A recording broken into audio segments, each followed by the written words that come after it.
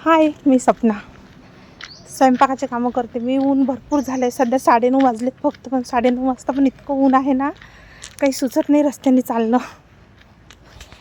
सकाळी लवकरच एक स्वयंपाकाचं घर करायला गेली होती मी. तिथे फुलगोबीची भाजी, वरण भात, पोळ्या केल्या आणि इथे बघा आता आल्या आल्या मला फोडणीच्या शेवळ्या करायच्यात नाश्त्यासाठी.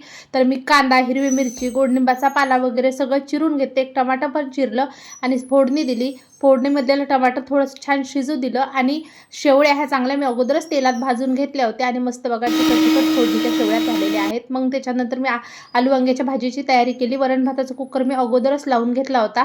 मिक्सरमधून मसाला करून घेतला म्हणजे भाजी चांगली होती आलू वांग्याची. आणि पटापट आलू वांग्याच्या भाजीला फोडणी दिली आणि त्याच्यानंतर 8 पोळ्या आणि 3 भाकरी केल्या. माझ्या घरी कढी गोळे होते बघा, रात्री ताईंनी दिलेले होते. आता घरी आल्याच्या नंतर मला पण भूक लागली होती आणि काहीतरी नाश्त्याला करते म्हटलं. काय करावं सुचत नव्हतं. 2-3 दिवसापासून आंबे आणून ठेवले होते, पण आमरस काही केला नव्हता.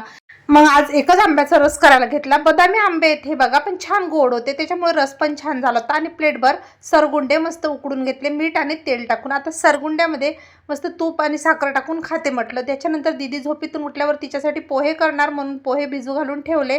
कांदा, आलू, हिरवी मिरची, सांबार वगैरे सगळं काढून घेतलं. आता आपले सरगुंडे पण मस्त थंड झाले होते आणि मग आमरस, सरगुंडे आणि तूप असा मी नाश्ता सकाळी सकाळी करून घेतला. आजचा ब्लॉग असा छोटासा होता. कसा वाटला तुम्हाला कमेंट बॉक्समध्ये नक्की सांगा. व्हिडिओ आवडला तर फॉलो नक्की करून घ्या. बाय.